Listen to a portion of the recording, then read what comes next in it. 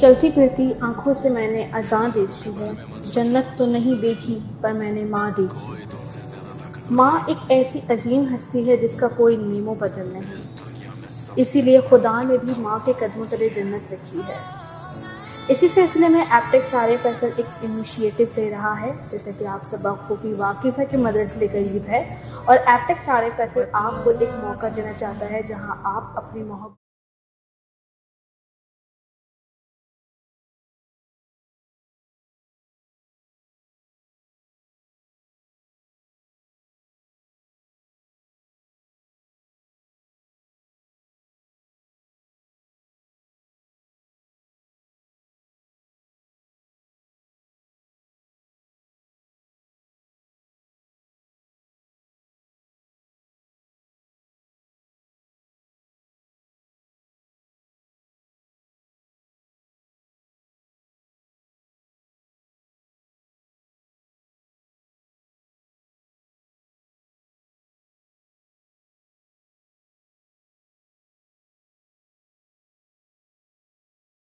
جو ہمارے دل کو چھو گیا، بہت ایموشنل لیٹر لکھا تھا۔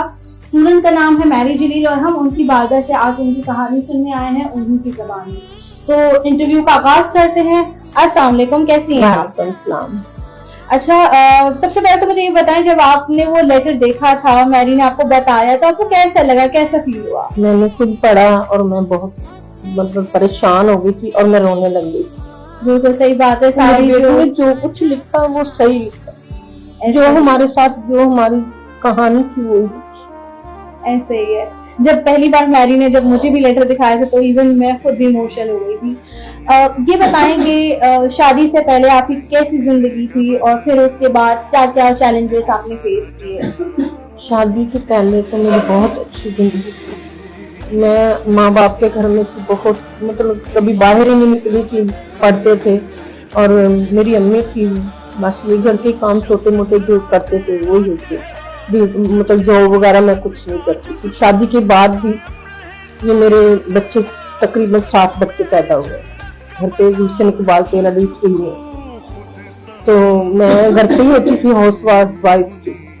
میں کبھی سبزی لینے تک نہیں نکلی، کبھی دودھ کچھ بھی کبھی نہیں لینے گئی تھی، تو ان کے پاپا سب کچھ وہ کرتے تھے، شام کو لے آتے تھے کھانا، جو بھی بچوں نے فرمائش کرنی کھانے کی پکانے کی جو بھی ہے وہ خود ہی لے کے آتے تھے، میں کبھی نہیں لینے گئی تھی۔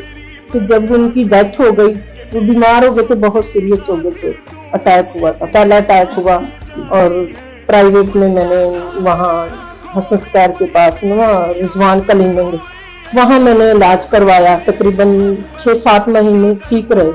اس کے بعد پھر اٹیک ہوا، دوسرا اٹیک ہوا، تو وہ اس کی دماغ کی نس پھٹ گئی، پھر بہت سیریس تھے، پھر وہ میں نے یہ وہاں ہاسپٹل میں ایڈمٹ کروایا، تقریباً 19 دن وہ وینٹ پہ تھے، بعد میں ان کو ہوش آئی، مگر 3 دن وہ زندہ رہے۔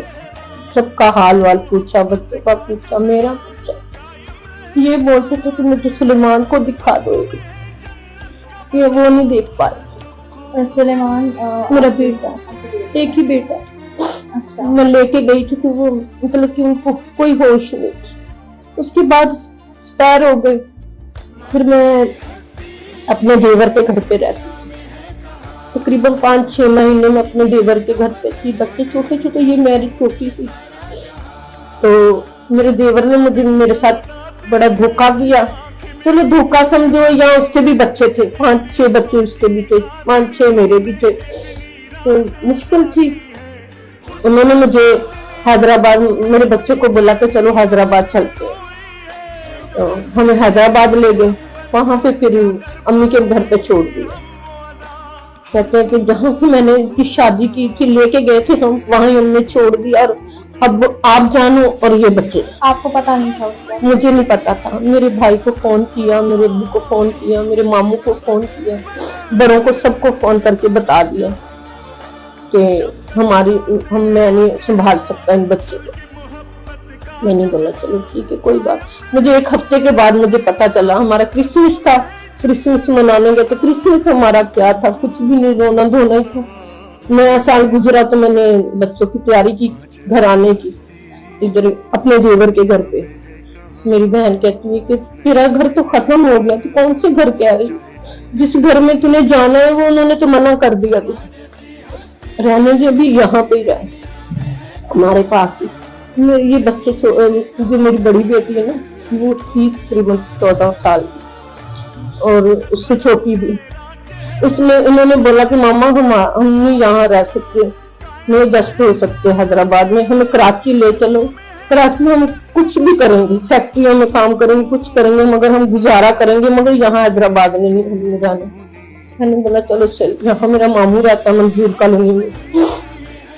उन्होंने फोन किया कि शाहिदा को बोलो परेशानी हो, रोना नहीं, अपने बच्चों को लेके आ जा मेरे पास मंजूर कॉलोनी। फिर यहाँ पे मैं आई, मेरे मामू ने घर लेके दिया मुझे, राशन डलवा के दिया मुझे, 15-20 दिन अपने घर पे रखा मुझे। फिर मैं अलग रहने लग गई। फिर मैंने जॉब ढूंढी, फिर मैंने जॉब की स्टार्ट की। फिर इन बच्चों को स्कूल छूट गया था क्योंकि 2 साल तो उसके पापा बीमार ही थे। फिर बाद में ये चांस बीच में हो गया उसके मरने का, बाद में फिर स्कूल नहीं था, सिर्फ बच्चे परेशान थे। फिर मैंने नाइट जॉब की, दिन की भी जॉब की, दोनों जॉब की। फिर इनको मैंने एडमिशन करवाया। तो आप कैसे एडजस्ट करती थी घर के काम को और वो मेरी जॉब को, क्योंकि आप 2 शिफ्ट्स कर रही थी? और जी, वो मेरी बहन थी मेरे पास रहती, मेरा अब्बू मेरे पास, उनके बच्चों के पास वो रहते थे।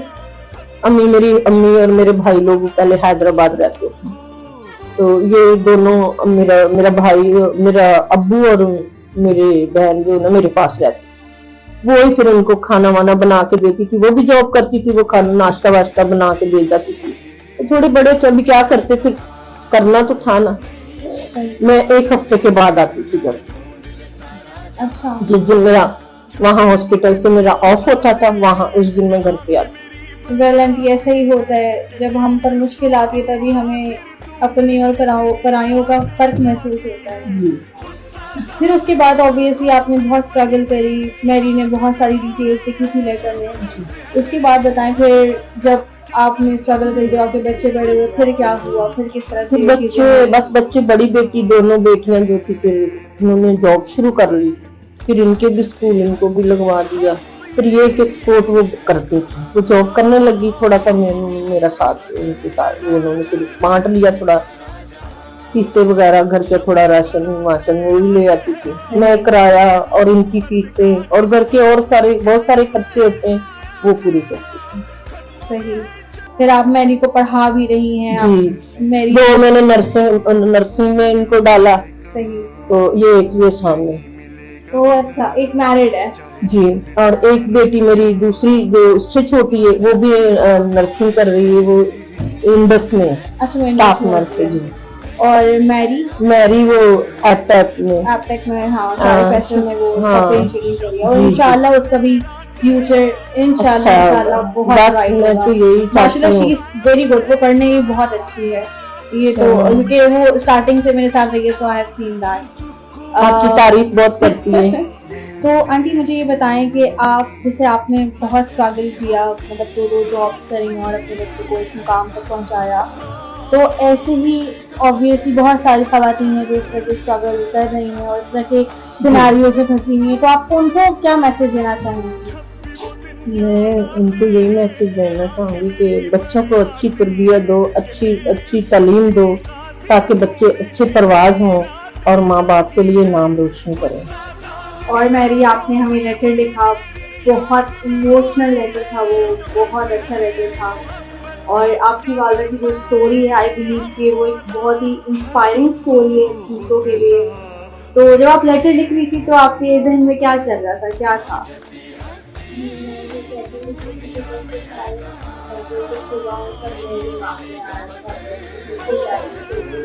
आप तो बहुत छोटे थे, आपको सब याद था?